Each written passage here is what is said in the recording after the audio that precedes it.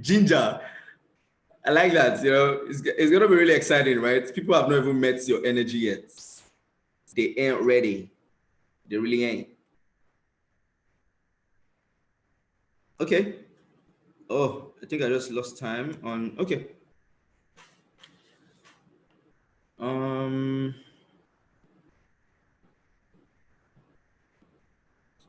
So this is 2 o'clock. We'll start immediately. I'm sorry. Let me just quickly fix. Okay.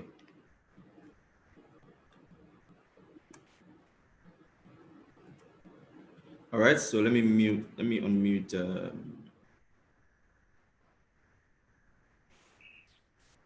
All right. So you're on mute now, Tonia. Oh, great. Oh. Hi, everyone. Yeah. Hello. Yeah. Hi, Tonia. Thank you for inviting me. Yeah, thank you for accepting the invite. So, oh, James is around. Yeah. Okay. I'm trying. Let me see. Okay, James is on mute. Okay. Let me see if I can spotlight your video. Okay. Hello, everyone. Good. All right. Hi, James. Hi. How are you, man? I'm good. How you doing? Well. All right. So I'm gonna start the session right off. Let me start recording. All right. Hello, everyone, and good afternoon, or good evening, or good night, anywhere you're calling from, and welcome to the first session on the forum on the venture. Right, it's gonna be an amazing time. We have with us Tonia, Omenyi, and we have James Okina with us. Right, we're gonna be discussing series 1, just like we did with the onboarding session. So, if you are ready, you know how we do it right here. If you're ready for this session, in the comment section, just say go, go, go, go, go. All right, people are ready. All right, Tonia and James. So how we're going to do it is we're going to have 4 sets of discussions, right? 15 minutes each. I should have sent that to you, but it just came last minute, right? For organization's sake, right? So the first thing is we're going to have a little trivia, right? So everyone can get comfortable and everyone can know who we have on the conversation. Then we're gonna have a short discourse, right? So the discourse is the list of questions I sent to your mail that I would like to discuss, right? Then we'll have a little strategy session, right? I like this to be practical. The forum is supposed to be a practical session based on what we have in the article. So we're gonna like to tap from your wisdom. So we're gonna have a strategy session where we're going to, so the study session is also going to relate with the questions that were sent to your email. And then we're going to have the forum, which is the questions I sent to you last night or so. That one question that, would define the whole conversation. So first off, ladies first, right? Are we still in that kind of world? Okay, so Tonia, you can unmute yourself. We would like to know, right? Okay, let me unmute you. Okay, are you good now? Yes. All right, so first things first that I would like two of you to respond to, Antonio will go first, is, having read the article, right? Within that context, what kind of student were you, right? And okay, and by the way, you could still just do a little introduction of yourself. Hi, I'm this, so everyone can just, get in on it. Okay. Hi, everyone. My name is Tonia, and I'm so happy to be with all of you today. So just a little brief about myself. I just finished up my master's in economics at Concordia University here in Canada. And before coming for my master's, I worked with the Central Bank of Nigeria, where I helped in a lot of macroeconomic research. And after that, I worked with an organization called Mobile Forms. I don't know if some of you have heard of them, but they use a mobile app to collect data around Nigeria. And there I worked with a lot of youths. So during my master's program, I also worked with Accenture Canada in helping a nonprofit to improve their internal communication strategy.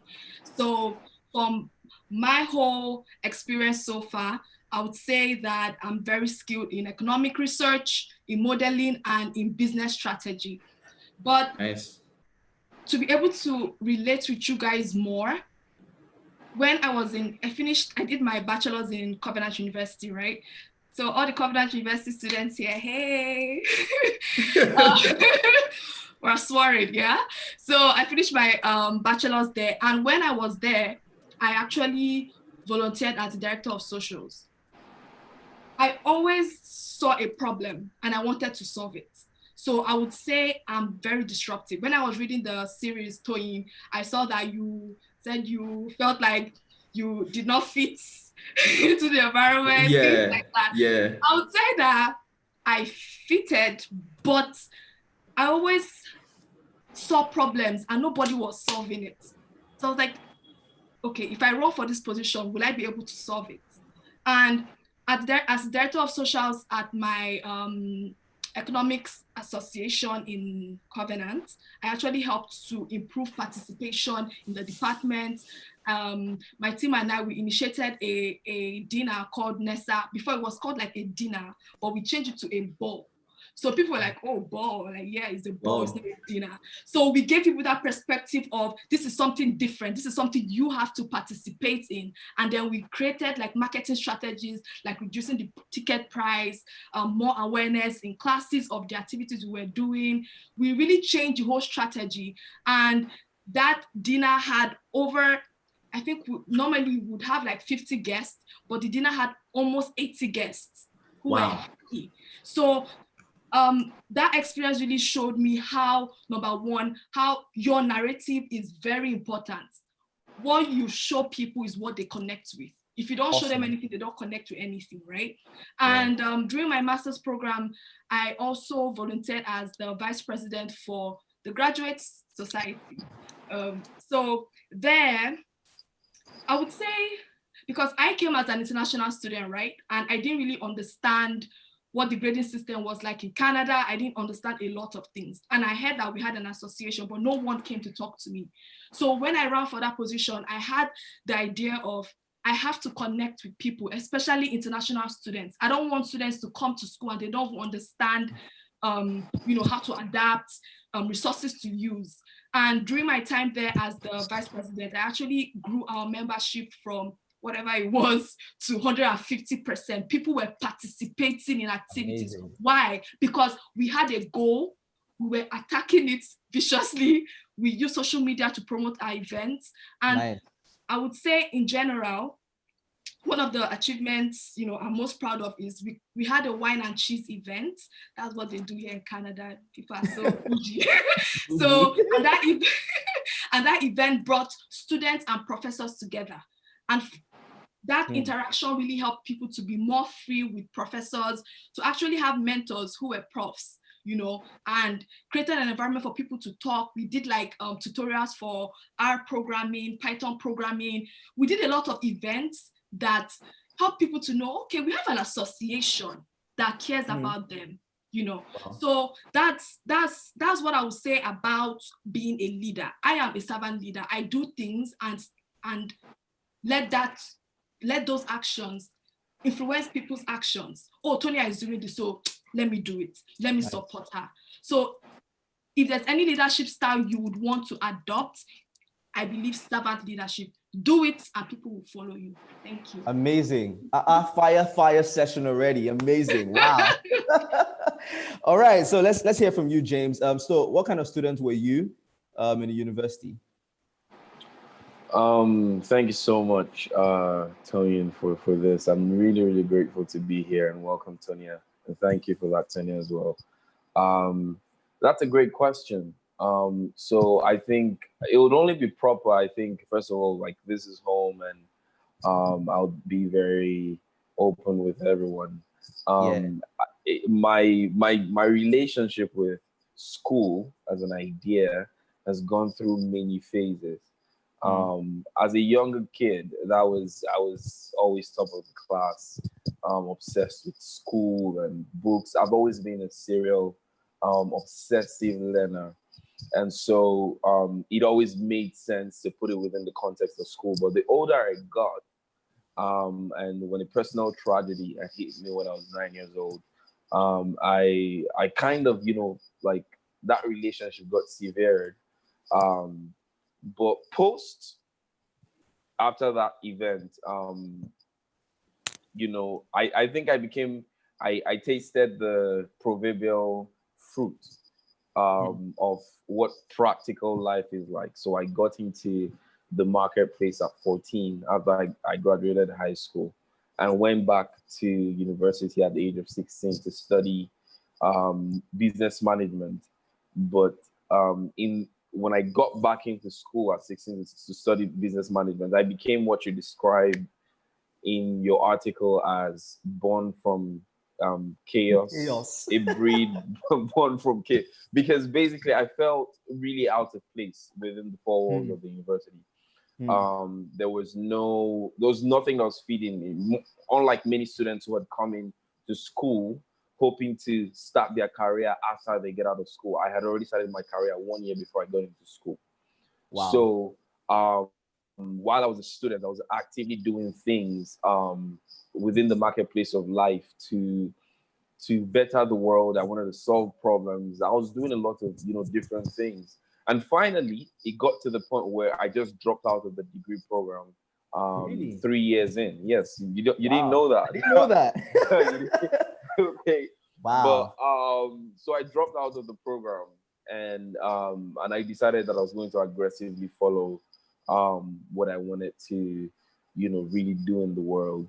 And then I got into another program, which is one I'm currently rounding up, which brings a combination of practical and theoretical education together to empower people to solve the problems they want to see in the world, but rather like actively do it, right? And I think many people will, and I hope as we go further into the discussion, we can speak more about the nuances of this. But it has always been interesting or intriguing to me that the institution in our society that is supposed to be the herald for development, innovation, and practice has notoriously come to the point where some of the greatest disruptors of our generation has to leave it to innovate. True. So it has always intrigued me personally, and I hope that we can get more into that as we go further into the discuss. But thank you so much. Wow, amazing, right? This was just supposed to be an intro, but you're giving us fire already. Like, whoa! Thank you so much. That was such a great intro. So, in fact, so we've used up our first 15 minutes, right, for everyone to get to know us. So, thank you for sharing your human moments with us. Tonia, the dinner part was interesting to hear. The other part for James, the dropout part, dropping out part of the program, really stood out. So this is rare gold. Thank you so much. So let's, the last comments that James made about the institutions actually relates with the next level of discourse, right? Which is, why do we have so much change? Why do we have so much changing? Okay, let me quickly attend to something. Okay, yeah, so why do we have so much change happening outside the university than inside the university? And by the way, would you like me to just read the 4 questions that we'd like to discuss in this next 15 minutes, or do we just want to have short answers? So let me just give it to you. So you know that in 15 minutes, we have to answer this question. So the first thing is, why is change happening outside the university more than inside the university, right? And what's the nature of that change, right? Then number 2, why is there so much dysfunction in the educational system? Based on how much you know about this system, Niger, right? What do you think is what's the dysfunction, right?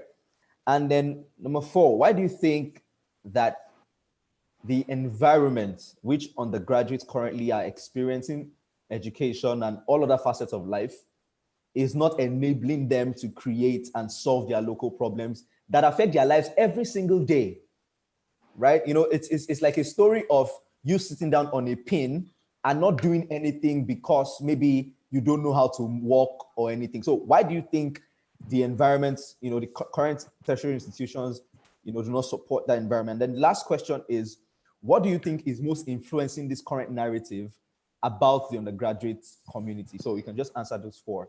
Tonia, you can go. Okay, so for the first question about why do you think creating or innovating isn't conducive within the environment? I am not going to stay here. Sorry about that. I think the first question is about the change happening. What's the nature of the change happening inside and outside? Okay, sorry. Okay, yeah. The nature of the change happening inside and outside. From my experience, I could say that I don't want to stay here and blame the government, because now we blame them from now to tomorrow. They are who they are, right? So I would say the nature of the change is people are taking more risk. Awesome. Wow. People are taking more risk outside the school environment. And for all my analysis, I'm going to give you guys a personal account and a community account. Like, we have a part to play, and the society, government has a part to play, right? Yeah. So I think the question should be, why are students not involving themselves in change making in their community? Why? Sure. I would say is fear of failure, mediocrity. And another important thing is parents. True. Wow. Tell your mom you want to start bread business, Go back to school. Who sent you to start bread business? They don't want to listen. So these are personal factors that I believe are causing people to be mediocre. They don't want to do more. They don't want to, because they just don't want to fail. But listen, you need to try, fail, and adjust. Try, fail, adjust. Try, fail, adjust until you start seeing good results. So don't be afraid to fail. It's okay to fail, but adjust, right? Nice. And for the community, we all know that our society, we need more support, things like that. But how about if we start something and then involve the society? Sure. I will never fund a business plan. I will fund a business. So if you want to make a change, maybe you want to improve water in your school or society, start and then seek partnership with organizations that are passionate about water, sanitation, cleanliness, things like that, right? Word. People want to join an action, not a plan. So my advice would be, for my experience, I would say people are afraid.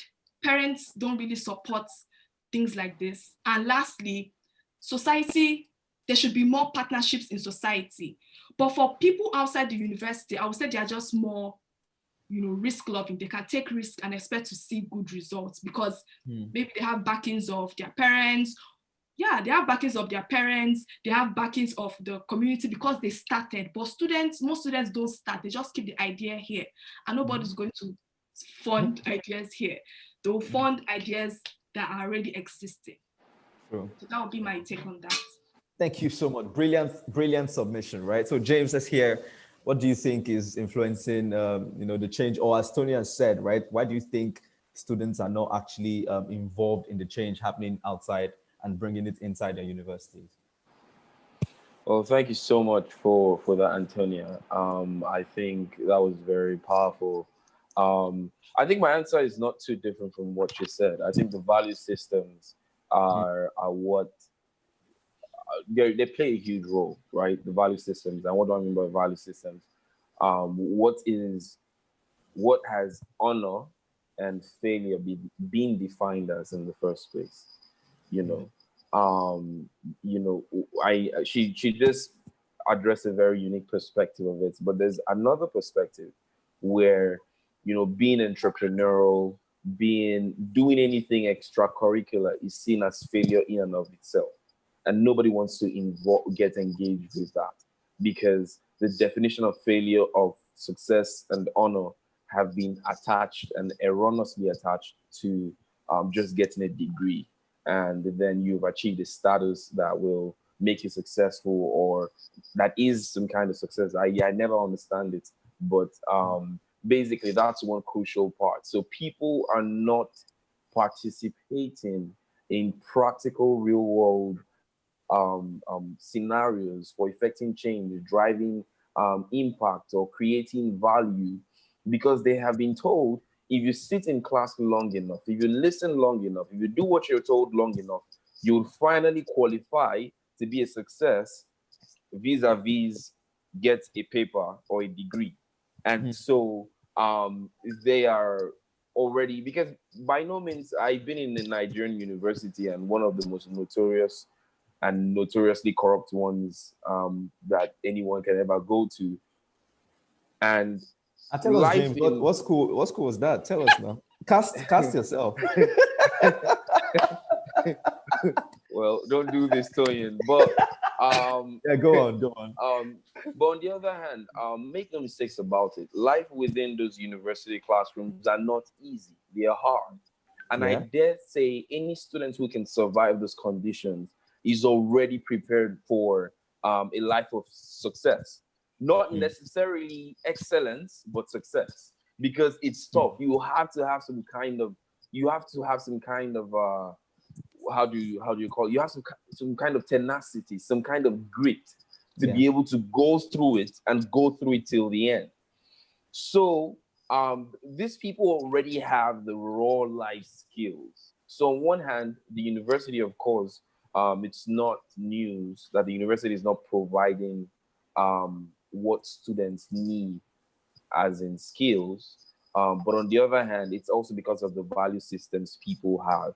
If you engage in things extracurricular, if you go out of what has been defined within the framework of the university, you're seen as some kind of failure. You're wasting time. You are, and it's a real thing. So that also plays into why people who feel like they found gold and feel like that's at loggerheads with school, oftentimes have to make the decision to leave. And so that's basically my answer to that question as to why, specifically within the context of Nigeria, students are not really engaging with change like they should. Wow. Brilliant submissions. Your answers are so good. It has answered most of the other questions that we wanted to ask, right? So we'll just round up this session with the question on enabling environments, right? Since you've already spoken on really cogent issues.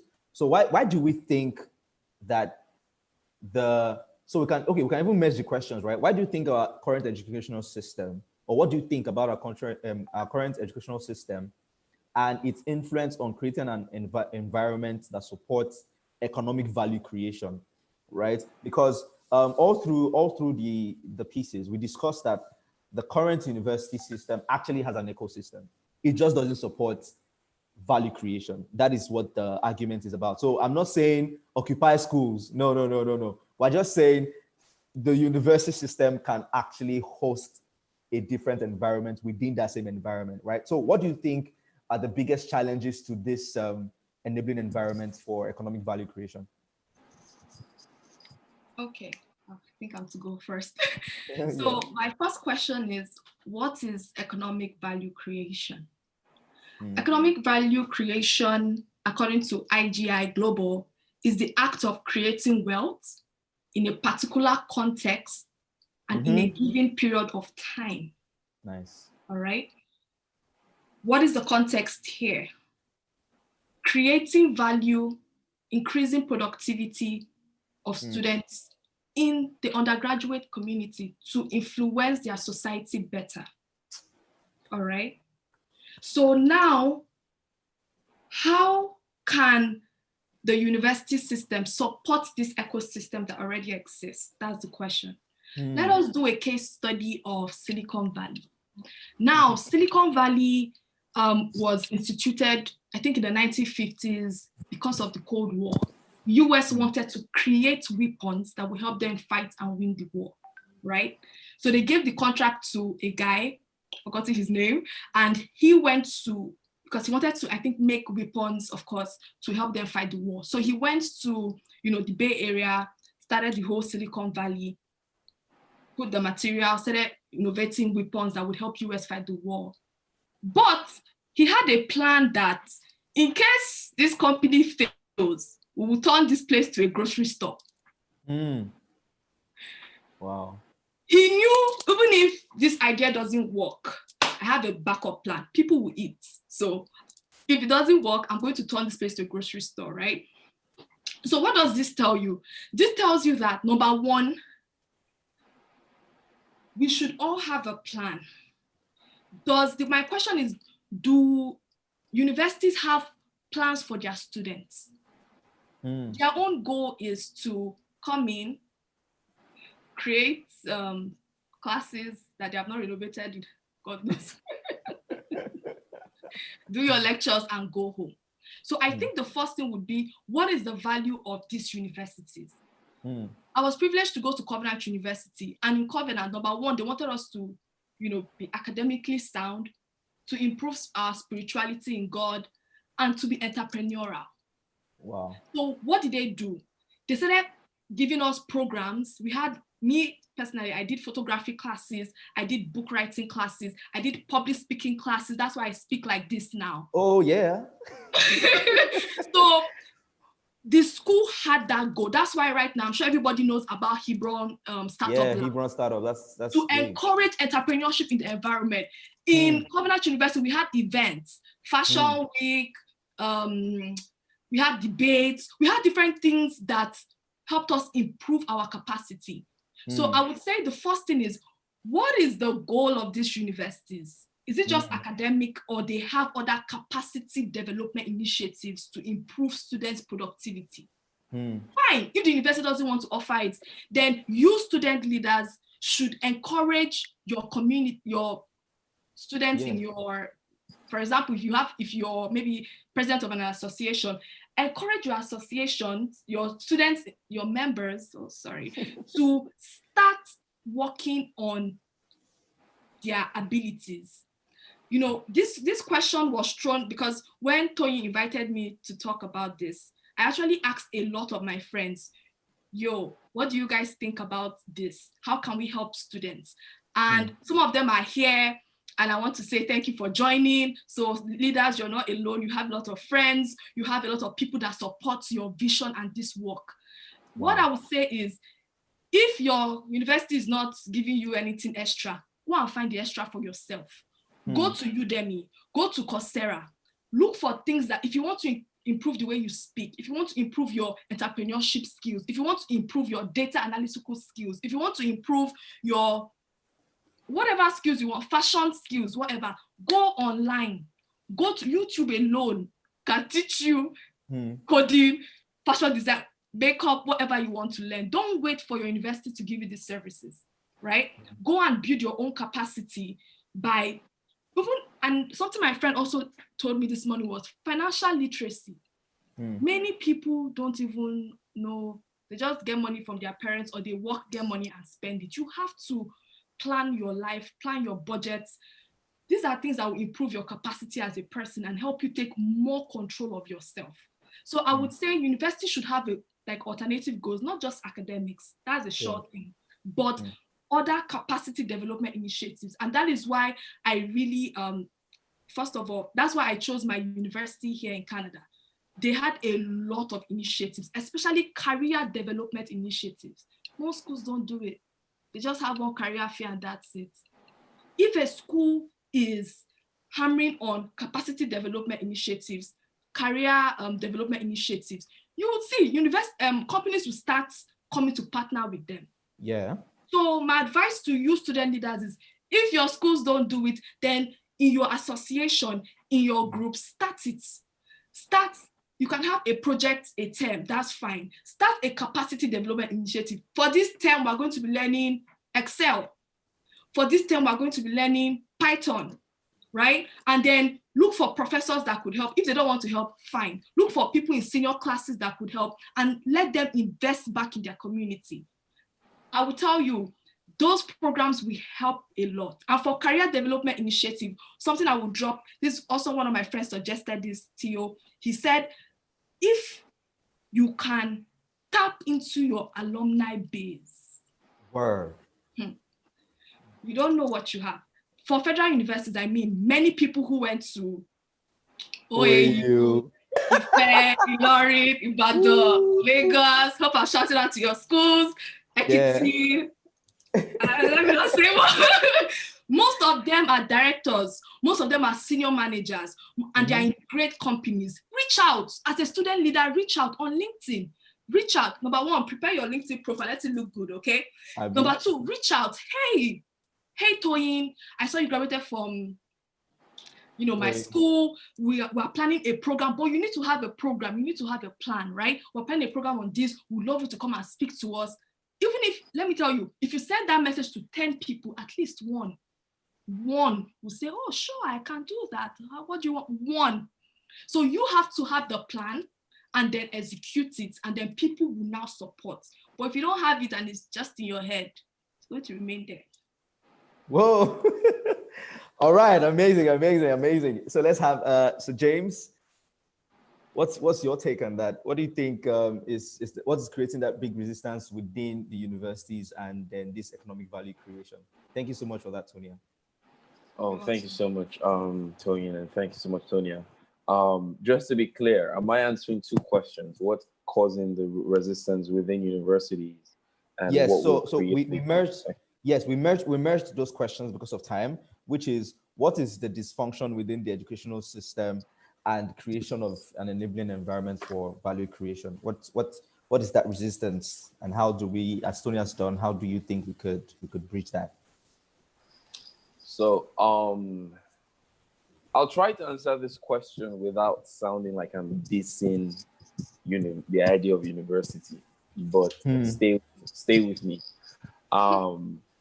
First of all, I think, and I'll probably piss somebody off by saying this, but I want you to just stay with me to the very end. I think one of the biggest frauds in the world today is universities, period. And I said stay with me because that'll probably piss Well with you. Well with you. Who really doesn't like that. But the reason why I say this is because I want you to think about this. The university is the only place in the world, it's the only business in the world that does not have a guarantee or insurance of the service they're providing. God bless you. It's the only. I want you to think about something else. If you buy a computer and it's dysfunctional, you will return it. If you buy a service, what kind of, regardless, there is a clause that you can return it, right? If you go through university and you don't get your money's worth, can you return your degree? Can you collect back your money? No. Now, because that doesn't exist, you see, one of the things this exists for other businesses is that it drives them to actually create and give value for your money. Yeah. And so the baseline, the minimum is, to give you value for your money. But universities don't have that, so they can get away with anything. So number one, within the university structure, it is already set up to fail students. It's already set up fundamentally to fail students because it's not there for the students. Fundamentally, it is there for itself. It's there for the idea that we have an institution and this is just an institution. It's like it's almost like a relic from the past, and that's why we've seen innovation within education over time. You see many of these online schools that bring real-world experts to be their faculty. They'll bring, and many universities around the world, they're trying to do this as well. They bring real-world experts to come and offer real value to their students because they realize that there is that dysfunction, as you put it, within the system. Now, this is with universities entirely, right? Universities in Nigeria, particularly, the large state or national universities, is a different story entirely. Like it's like Burna Boy said, another story. Basically, that's what it is. so I don't really want to speak to the university, because if I go into that, A I'll lot of sound you like open a can of worms. yeah, basically. So what I want to address is the individual. What I really Nice. want to address is the individual. I think the first thing that anybody has to, and the reason why I also have to just quickly address the individual is because I think you've already brilliantly answered this question more than I could ever answer in the article, and it was in 2 words. You said capital flow and business mentorship. And I think that's the solution for the university. The university really wants to solve the problem of innovation within itself and create economic value within its student community. Then they have to make those 2 things available: capital flow and business mentorship, right? It has to be there, and it has to be there in increasing measure. And when I say increasing measures, because entrepreneurs, if you really want to tap into the true potential that exists within universities, particularly in Nigeria, then you have to give them room to make mistakes. You have to give them room to grow and learn, and enable them to do so with gusto. And so I think that's primarily that for the university. But for the individual, I think if you're going into a university, specifically a Nigerian university, you need to, and a university anywhere indeed, you need to assess your motive. Like, let's start from there, because you're going to be contradicting yourself if you go to a Nigerian university to become an entrepreneur. That's like that's one of the biggest contradictions that you can ever find in the world. Now, a university in any society, it gives you a snapshot of what the general society looks like, or it gives a snapshot of what the general society should be or should look like. Yeah. And when you go into university, it's a world, right? So when I say if your motive is going there to be an entrepreneur, it's contradictory. I also have to follow up with the fact that you can go into the university to be an entrepreneur, but you have to fundamentally define that. What I mean by that is, who is taking responsibility or accountability in your formation of being an entrepreneur? If it's the school, that's where the contradiction occurs. But if you're going into the university to use it as your playground for entrepreneurship in Nigerian universities, then you are literally at the right place at the right time. Because the recipe for successful entrepreneurship is solving problems and solving solutions. And we all know that this place is not bankrupt of problems. It's not bankrupt of issues. So if you go there with the entrepreneurial drive, holding yourself accountable and responsible for your entrepreneurial success, then it's the perfect recipe to do whatever you want to do in terms of start. It's a perfect place to start off your entrepreneurship career indeed, because there are just so many problems that you can solve. So for the individual now, the last thing I would say is, you will need to change your mindset, right? Things are bad, we know. You're not the first person to find that out. You're not going to be the last person. I can tell you that. I'm not God, but I know that next year, these problems will still be here. But you need to change your mindset in the sense that you cannot be complaining. Complaining and entrepreneurship do not go together. Word. You cannot say someone else, so and so needs to do this. You cannot say so and so needs to have this. You cannot have an entitled mindset. You cannot be entitled to your parents. You cannot be entitled to the university. They don't care about you. Like, maybe you can even have some kind of conversation with your parents, but the university, you're just wasting your time. But you cannot be entitled in any way, shape, or form. You see a problem and you go for it. You take responsibility. And this is what many people don't like. You must take responsibility. And the reason why I say assess your motive first is because you must take responsibility for your life first. Take responsibility for yourself, for your life first, before you can even begin to take responsibility for other problems. Because these problems are huge. Yeah. These are problems that university faculty and administration have not been able to solve for years. But guess what? You are the perfect renegade to bring solutions to these problems. True. And three things you have to bear in mind is that you have nothing to lose. You True. have absolutely nothing to lose. But then I'll bounce it back off the first thing I said. It starts from what is your motive. If your motive is just to go in there, get a degree, and leave, then maybe you should stick to that. And maybe you can now ask yourself the larger question of what do you want out of life? Because those two go together, right? Then the second thing you need to figure out is if you're going there to use it as your entrepreneurship playground, which I would suggest everyone, does, because outside of the university, that will It comes with a higher cost. locally and globally, it'll make you a valuable person, right? And trust me, right? If the entire mindset that you go to school and school make you, something, of course, it's out of vogue right now. Even if you went to Harvard, if you showed up to work at Facebook, if you just have a degree from Harvard studying, say, I don't know, marketing, and then you show up to Facebook for a job with a Harvard degree in marketing, and someone shows up with 12 years marketing with different startups, you're not going to get that job. You're not going to get that job. The person who has real life experience and results to back that up, he definitely has an edge over you.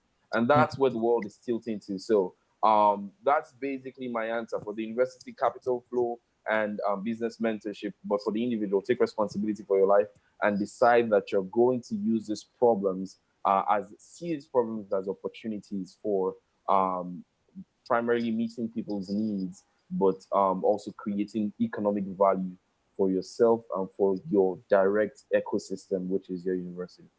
Wow, amazing. That was really impactful. Right?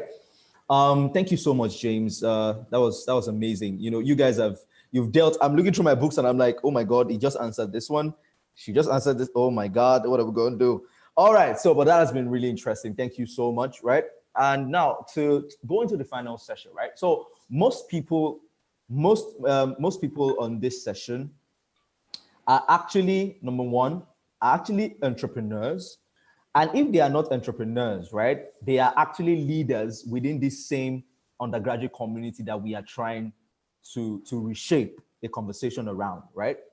And in series one, two things stood out, right, which is the power of narrative and storytelling, and then the collective sense of responsibility, right? So this is where we're, because of time, I would like us to, now round up on this, that one question. Let's jump right into the forum and mix this with a strategy session, right? So for Tonia, right, you are an economist.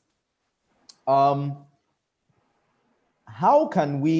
is the power of narrative and storytelling on the economic outlook, right, of nations around the world? And this question is very important because the leaders here need to understand the scope of the need for change before they can transfer it to the community. So I would like you to enlighten us on, what is the power of narratives on economic outlooks of nations? And number two, in that same question or in that same answer, right? How can we, you're already smiling, my own is too much. How can we actually position these undergraduate communities to now follow this path of unlocking Africa's prosperous destiny, right? I think those two questions would round up your session. Okay, thank you.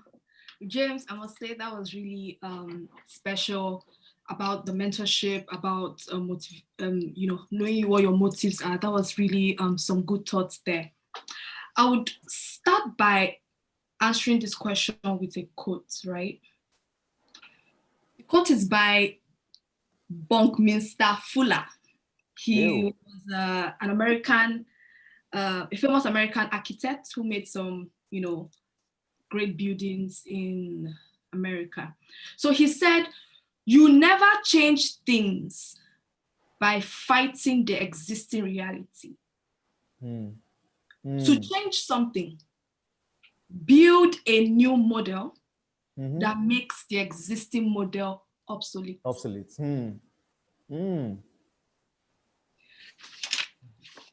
Think about that for a second. Everybody just things down. Just things down. So on answering, how does narratives and storytelling affect the economic outlook of nations around the world? When I say America, what do you think about? What is their motto? In God we trust. Trump says, make America great again. When you think of Nigeria, what is our motto? Unity and progress. What does this tell you? It's like we still they try. We still they try. I'm sorry, but that's funny. So, what is your brand? To answer this question, I think the concept of branding. What is your narrative? What is your what do you want people to see you as, right? So how does narratives and storytelling affect economic outlook of nations? Simple, branding. If, for example, America, when we say America, I mean, America has its own class because of the way they branded. I don't know how to explain, but it's the way the country is branded, what they showcase, what they do. I mean, look at Hollywood, look at the inventions that sprung up for them, look at all the wars they won, look at how they help other nations. They have made themselves look like gods. They are the, what do you call them? Free nation. Dollar is everything. So that's all that is branding. That is what they want people to see them as. So they do it so you will see them as it. When Nigeria was having problems, what did they do? They donated mosquito nets, billions, fundings. US aid was here helping everyone, helping us fight Boko Haram. Why won't we love them? Why won't we say, oh, we worship? Why won't we reverence them? Because of the actions that they and who they say they are. If America says, I'm going to fight behind you, Nigeria, they will fight behind you. They're not bluffing. So in essence, what is the brand around your name? What is the brand around your association? If you can create a good brand, right? Obviously, have plan, execute the plan, execute the initiative. People will support it. People will support it. So it's all about really having a plan or having a goal and executing it, and let people support that plan, let people support that goal, right? So to answer this question, I would say branding is everything. Look at China. I'm not going to talk about the Chinese virus, but look at China. China has been, leading industries, and because of how conducive they made the environment, they have lights, they have cheap labor, so countries are running there to produce stuff, and they're actually trying. They made infrastructures to encourage investments, to encourage industries to come and thrive. That is the Chinese brand. That's the brand of the country. Come here, start your business, you will see profits. Come here, start something, we have cheap labor for you, we will give you those products you want to, China has everything type. Like they have, if you have a watch, they have the second version. Why? Because they're building a brand of, let me say, industrialization, So everything is about branding. So for you to influence your community, influence the economic system in your environment, number one, you need to have a plan. Number two, you need to create a model that will make the other one obsolete. Before, US was saying, we have the infrastructure, we have the technology. Then China came and say, we have the infrastructure, we have the technology, but it's cheaper. Everybody ran there. Everybody ran there. Why? They created another model that made US obsolete. So whatever you're doing, understand what is currently existing, and then create something that would help you. Basically, your competitive advantage, Tonia. Advantage, yeah. What is your value proposition? Why should I choose you as opposed to someone there. You know, so that's what I would say about narratives is what you want people to see that they see. And you ask, how can we position the undergraduate community in unlocking, you know, the great potentials? I would say the first thing would be for you leaders to make your communities know that you are a talent base. Awesome. Well, how do I know you're a talent base? When I see your innovations, when I see your results. That's the only way. How do people start loving Silicon Valley? Why do people all over the world go to Silicon? Because they have results. They have innovations that have changed lives. Apple, Intel, they're all staying there. So when they hear there's a new innovation, they go and buy. They go and invest. Why? Because Silicon has made itself a brand for innovation that has changed the world. So you as a student leader, you have to, especially the Nigerian environment, you have to make yourselves be a talent base with what? Tangible results. Tangible results. But you can't have results if you don't start something. So you need to start something that will now bring results. Start something in your community that will show results. Start something in your classroom, if you're a class rep, start something in your classroom that will show results, that will change that will make the existing model to be obsolete and you the new phase. And that is what Venture Matrix is all about. Yeah. That's all we're here. We're trying to empower leaders because it's going to be a bottom-up transformation. Yeah. You are the ones. Let me define ecosystem. You know, I'm an economist. Let me get you guys in the program. Yeah. So the first is, for any economist here, you all know this. The first is households. Then second is firms. Then the last is government, right? For households, you are the household. The students are the ones in the undergraduate community, right? You're the one that takes the final product, which is education, right? So you, the student leaders, are the ones in charge of the student body. You dictate what happens in the student body. The community, yeah. If you begin to start doing initiatives to improve the capacity of the student body, your university will notice and say, what's happening in this group? Why are you people so active? But once they see that, oh, you people have an initiative, they will support it. And when the university is now supporting you, and they say, oh, our students are very innovative, they're creating drones, that they have businesses, they have startups, blah, blah, blah. Firms will begin to hear, I'm like, okay, let's partner with these people. This is what we want.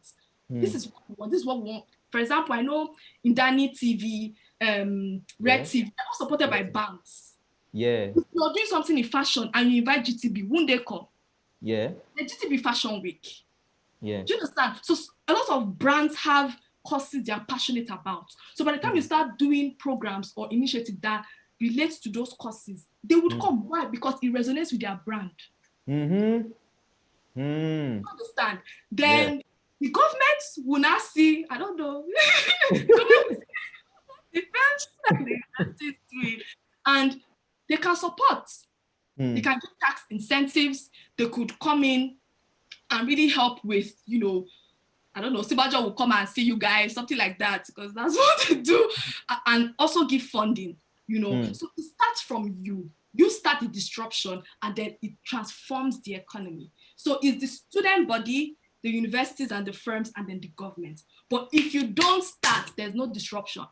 So you have to start. You create the brand and people who support your brand will connect with it. Wow. That was really amazing, right? Thank you so much. That was brilliant. That was really brilliant, right? Just to make a call of action right now based on, you know, the answers you just provided, right? That means, just as Tonia has said, what would differentiate your university is that you don't just talk, but you also do. So the way your narrative is going to be created and going to shift your university drastically is that you talk and then you do. Right, you know, it's funny, right? Most of the leaders, you know, had to be begged for them to put up content on their LinkedIn. They had to beg to put up content on their Twitter. You know, it was very funny. But the thing is, it's only the people that talk that will be heard. So you cannot not share and then expect people to reach out to you. It is just not done. So thank you so much, Tonia. That's a brilliant submission, right? So James, right, to have your final session is that, based on what Tony has said, right, talking about collective responsibility, what are the practical steps? What are the fundamentals, right, for leading this change? So when we take all that Tony has said and we want to apply it, we want to start, telling our stories, we want to start taking action, we want to start inspiring change, right?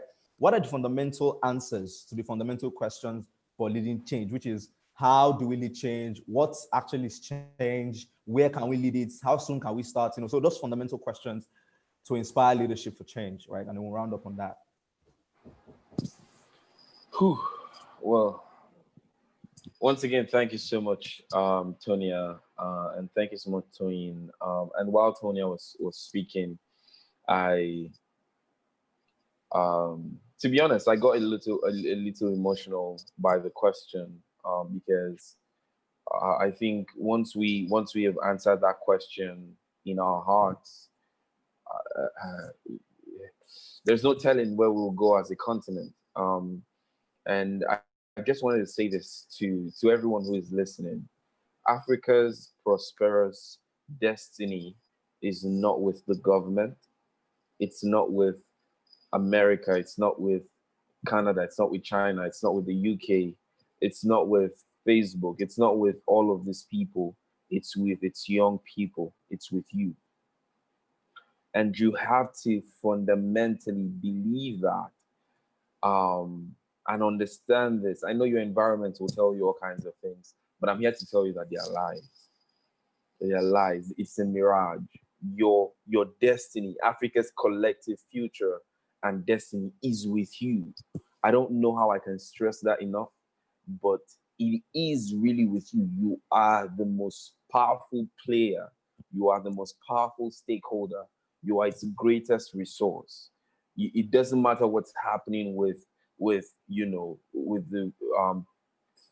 people stealing money and with the corruption and everything.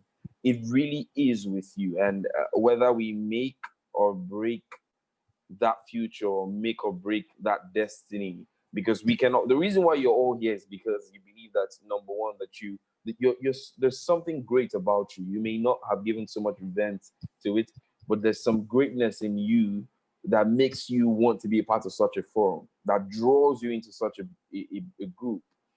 On the other hand, I believe that fundamentally you believe in Africa's greatness. You believe in Nigeria's greatness as well. And I just had to say that. And in terms of answering the fundamental leadership questions, this is what I would say to you. As leaders, understand this, expand. And when I mean expand in your inner life. Be big enough to take the whole country. Be big enough to take the whole continent. Be big enough to engage with the world. Because if you don't do this, when you engage with the world, you're engaging from a pathetic place. You're asking people, come and help me. And once you do that, you're not on the same playing field. The playing field for commercial or intellectual exchange is no longer equal. So you need to expand in your inner life. And one of the reasons why some people would say, corruption is Nigeria's greatest problem. It really isn't. True. What's it called? All these other nations, even America, the US, Canada. Even the US, America is one of the most corrupt nations in the world, if not the most corrupt nation in the world. But what's the difference? There are two important things. Number one is it's not really about corruption with Nigeria. It is about leadership. And it's not really about leadership, as people would say vaguely, but the fact that the leadership of Nigeria is very myopic. They don't think past their tenure. And when you have a lot of people thinking like that, it's going to create problems. Now, I'm not saying this to you so that you can, diss them or have some more talking points to say, oh, our leaders don't think far. I'm saying this to you so that you can think far. So I'm challenging you to extend your vision. And when I say expand in your inner life, what I'm saying is, be big enough to contain the whole nation, to contain the whole continent. But then again, be fundamental enough to pay attention to the tiniest details and be consistent. It should never be about, oh, okay, I need to get out of here. That's not going to help us. It's going to be about growing our roots deeper and charting a course for our destiny, your own destiny for starters, but then our collective destiny. Because it doesn't matter how bad things are. Trust me, it doesn't matter how bad things are at the moment. If you're consistent with that vision, if you pay attention to the details, if you play, because you allow your environment to frame the kind of animal you become. Because for Nigeria, trust me, you need to become a different animal to thrive. And so don't fight your environment. Allow it to shape the kind of tenacious, and allow it to shape your viciousness. Allow it to brew your hunger. Allow it to grow that fire within you. Don't fight it. There's that anger you feel.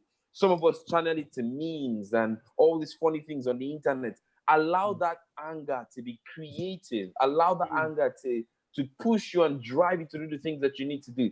Because trust me, one of the things I've always been very intrigued by, and I'm touching base now, is how you can have the same circumstances and have different outcomes.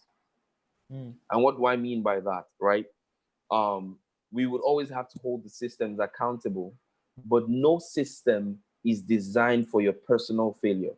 There's no system that's designed with your specific personal failure. And the reason why I am saying this to you is because there's that tendency to believe that, oh, Nigeria has finished us. Nigeria has finished you if you choose that Nigeria will finish you. If you surrender to be at the mercy of Nigeria, then you are done. You're really done for real. But the day you decide to dust your backside and get up and begin to run, absolutely nothing can stop you. And I'm going to give you practical examples right now. Many of you might know with recent happenings in America around George Floyd and everything that's happening, that, America has not really always been the land of the free.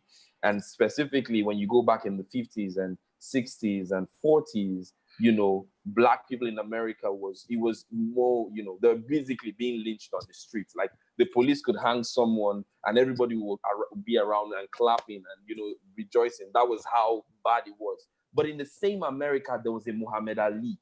In the same America, a Michael Jordan was born and thrived. And I can continue giving you names. So what happened?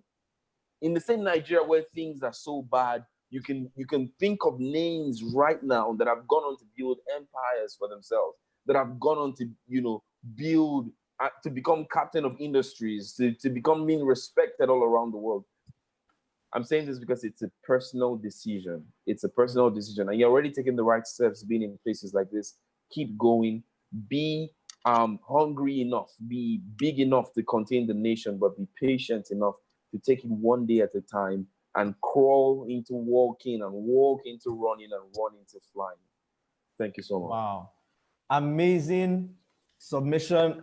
Permit me to just, who else is inspired? Please, if you have been inspired by today's session, just let us know in the chat section. It has been an amazing time. Wow. Talk about the first session on the forum. Thank you so much, Tonia. Thank you so much, James. It has been an amazing time. It's been an amazing time, right? I feel like ending the session, but I feel like, we could have that one last beat of sensational exchange, right? So in a sentence or less, what would be your roundup statement, right? Tonia, what would be your roundup statement based on, okay, so how will we do it? Let's do it like this, right? So based on how you felt when you were reading series 1, what do you think would be, and based on, your submissions to us today, what would be your roundup statement in one sentence or less on the action plans we need to take today and now? I would answer that with a quote. You're on quotes though. You guys should know, because people did not hear the last word. Listen well. I'll take it slowly, okay? Okay.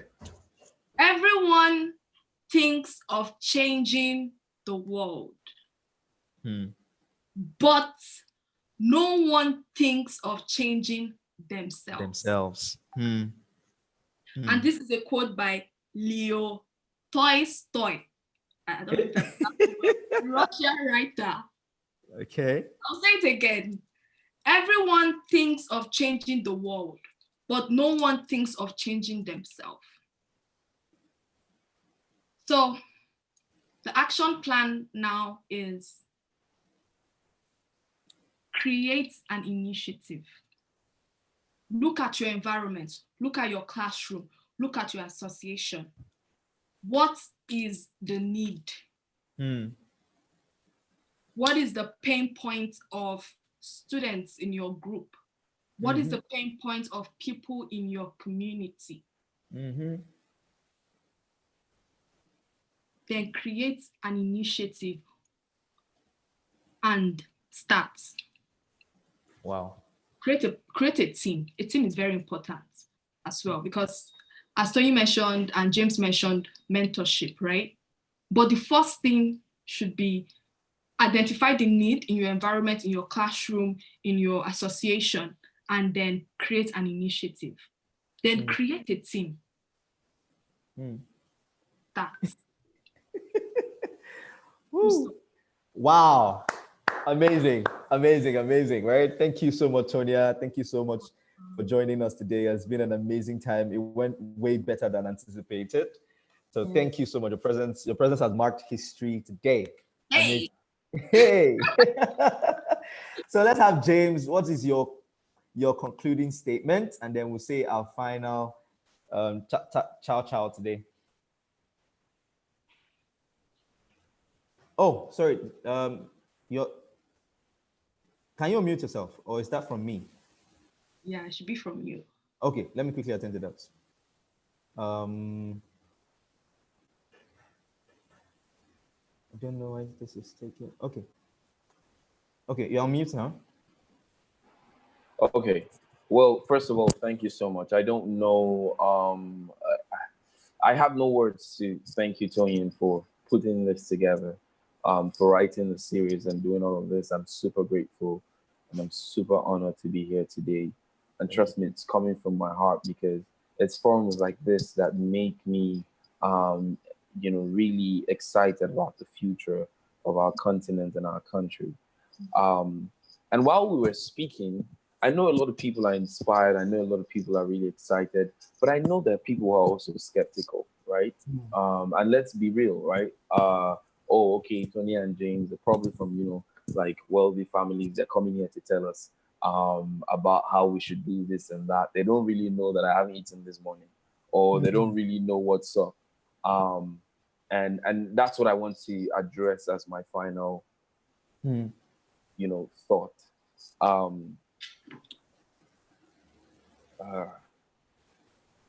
I wasn't born into so much privilege or money or whatever you may call it. And just to give you an idea, I'll just give you, brief metaphors or juxtapositions to help you understand, how much distance you can put between yourself and whatever circumstance you were born into. The first time my mom saw me off to the airport, while I was, with her by the waiting area, she said, hurry up before the airplane gets full. And I had to explain to her that this is not a bus.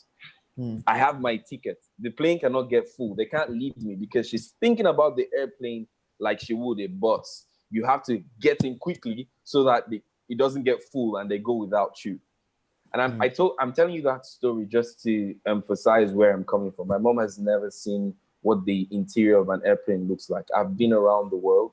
I have traveled around the world. The organization I started when I was 14 years old is a multi-million naira organization today, impacting the lives of thousands of children around the world. And when I mean around the world, it's not a cliche. We've been in South America, in the Caribbean, here in America, and we're doing so much in Nigeria as well. And I'm saying that to you just as a concluding statement to say, regardless of what has happened, probably if you, I know what it's like to go to bed without food. I know what it's like to walk miles to get to where I'm trying to go to. I know what it's like to try to, almost, like ask someone for something because I don't feel like I can get it by myself. I know what that, shame you may feel like, to try to hustle your school fees. I know all of that, but I'm telling you, you can be and do whatever you want to do in spite of that. It's not about you. Think less of yourself and think more about our collective future. You've already gone through all the mess. Don't go through it for nothing. But most importantly, make sure that someone else doesn't go through it because of you. Thank you so much. Wow, goosebumps everywhere, man. Thank you for sharing such a human moment with us. I literally feel the goosebumps. That hit a chord in my heart. And I'm sure that people who are on here right now, people who are in the program that would revisit these videos later, I'm sure they'll be really grateful for your time and that you were open, you were real. You guys are vulnerable with us. You told us as it is. There was no forming. It was. I feel very privileged to have had you guys on here and launching the forum. Like you guys raised the bar, and I'm making sure that every other session, because of you guys, has to be better than what you've done today. So thank you so much, guys. As friends, I really appreciate that you honored my invitation. Tonia, my Tonia, thank you so much. I wish I could tell the stories of how we met, but and how I met James and everybody, but time has really gone. I really respect time. This is almost 3:15 as we budgeted. So thank you so much, guys, for coming around. I'm sure if you check the comment section, you see all the love that you're getting. It's so amazing. And just by spirit, right? I'm sure we're very spiritually awake people. I strongly sense that you guys, shifted the whole generation, just with this session. So thank you so much. I cannot overly appreciate you guys. Thank you so much. Right. And one fun thing we didn't do was, I wanted this guy to have a feel of how serious this stuff is, right? Because most people think that, this is just another initiative, it's just play now, right? It's not just to call speakers, right? I wanted them to know where you guys are calling from so that they can understand how much you had to sacrifice to be here, right? So Tonia, please, can you tell us where you're coming from so that everyone on the show could know? Did I just say show? I'm such. Like, where are you now? Yeah, where are you right now? What are you in Nigeria? No, now. See the way she said no now. All right. So where are you calling us from? Calling from. So my school was in Montreal, Canada, but now I moved to Toronto, Canada. Yay. And I'm calling you guys. But before I go, I really appreciate this community. Like, I read all the comments. You guys are fire. You guys are amazing. You guys are vibrant. Keep it going. Don't let anything stop you. When you're leading, you're helping yourself first, and you're helping your community. I am so confident now because from high school till now, I've been leading. And people can see it. People are saying, Tonia, fire, fire. It's not from now. It's since that we started building ourselves. So remember, in everything you do, you're benefiting yourself, you're benefiting your community, you're benefiting the world. So keep it going. Don't stop. Start something. Even if it fails, adjust. Even if it fails, adjust. Even if it fails, adjust. And you will see results. Trust me. Wow. Awesome. Thank you so much, right? James, any final advice? Hey, well, thank you so much. Where are you calling from? And then, Oh, okay. So I'm calling from Boca Raton, Florida. It's like 30 minutes north of Miami, nice. in Florida. But I just also want to quickly say I read all the comments. Thank you so much, everyone.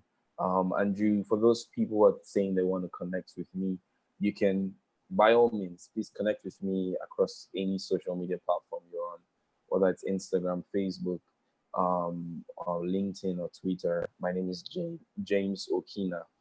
And please, particularly on LinkedIn, if you send a request, please include a message about us meeting here because I have just too many requests and many times I don't have the time to go through all of them. So include a message that we met through here, And I really want to say I'm excited for everyone. Usually when I come to places like this with young people, I like to listen more than I speak, because I know that a lot of great stories and ideas that all of you have.